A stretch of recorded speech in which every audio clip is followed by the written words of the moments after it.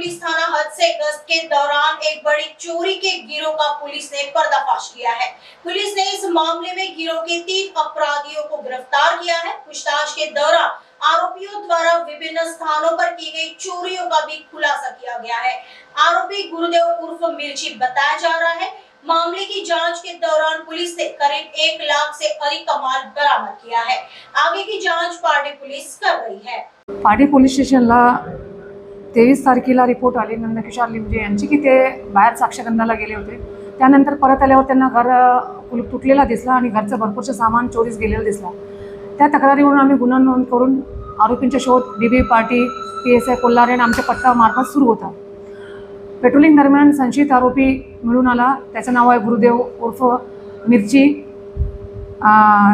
जांभुळे, वय 20 वर्ष। त्याच्यासोबत इतर 2 आरोपी आहे, एक 18 वर्षाचा आहे, एक 22 वर्षाचा आहे।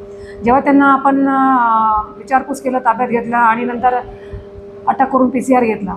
त्यानंतर त्यांनी आपल्या गुन्ह्यात जे त्यांनी चोरीस केलेले मुद्देमालचं सांगितलं, त्याप्रमाणे त्यांनी एकूण आम्हाला 3 गुन्ह्यात माहिती दिली की त्यांनी आमच्या हद्दीत पार्टीमध्ये 3 गुन्हे केले आणि 3 गुन्ह्यामध्ये सोन्याचे दागिने, चांदीचे दागिने, इवन घरातले देवघरातले देव, दिवे, सायकल, TV, इतर साहित्य, असं भरपूर साहित्य त्यांनी चोरून नेलेलं होतं।